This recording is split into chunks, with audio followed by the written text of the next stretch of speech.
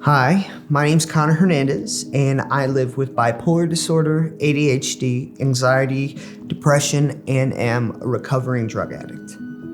When I was a freshman in high school, I thought that I might be developing some form of ADHD. So I went up to my parents afterwards and I said, Mom, Dad, I think I have ADHD. My reaction was twofold.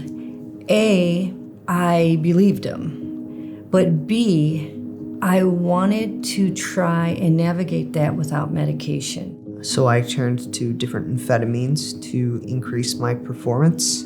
I didn't tell my friends that I was using. I didn't tell any adult that I was using. It was a dark secret that I kept to myself. It was junior year, and we didn't really know why his grades were improving because that's a really hard year, and he was very busy and very involved in clubs and activities.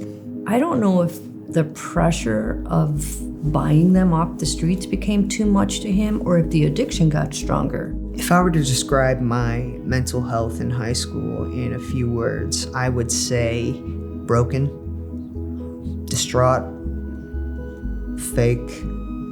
So on the outside, I was, this grandiose, life of the party kind of guy. But on the inside, I was dying. In regards to college, it was pretty much the exact same thing. Doing whatever I wanted to make myself feel better when I was just failing my courses, failing myself, but hiding it the best I could. The 2-year-long depression following me failing out of college was filled with agony. Felt like I couldn't move, I couldn't get out of bed. I'd struggle to find the will to live. Eating was hard for me. Hygiene was brutal. At this point in time, I was still using, but it got worse and worse as it turned to buying drugs off the street. There was overlap of him and I being home in the house at the same time, and I didn't want to be in the house. So I had a neighbor who lived across the street who knew the story. So I would go and I would park in her driveway and he didn't see my car, and I would sit in her house. I just couldn't handle the wrath and the manipulation and the anger, sometimes even the fear of how he would treat me. I would attend outpatient programs. I had met with a psychiatrist there, and he informed me that he thought I had bipolar. And I was terrified.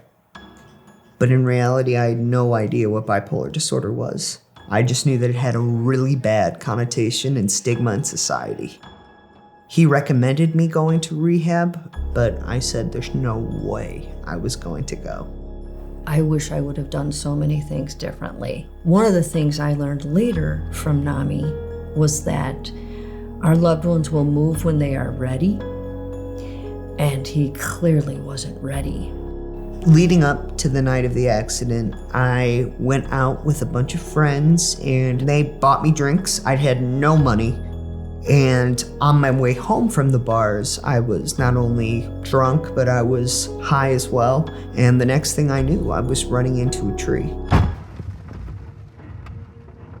The moment I woke up, I was somehow, by the grace of God, in my driveway. Angels got him home that night. I wasn't injured. I then went inside and my dad was sleeping on the couch and I was like, Dad, I messed up. We said, you can't stay here anymore.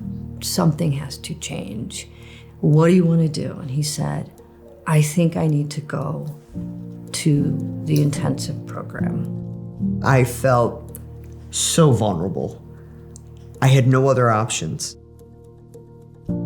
He got home, landed at O'Hare, and if you've ever wanted to see the prodigal son play out, you would see it with him embracing my husband.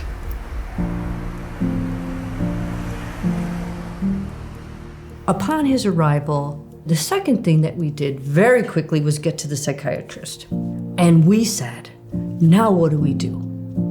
And he said, run to NAMI DuPage.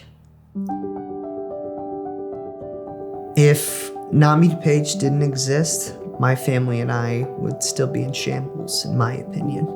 When I first was diagnosed with bipolar disorder, I was terrified and didn't want it. But now I embrace that mental illness and am able to combat it with different strategies that I've developed with NAMI DuPage. Connor found himself the support that he needed, and my husband and I started into Family to Family, at that time 12-week class. And it was very nice to know that we were not alone.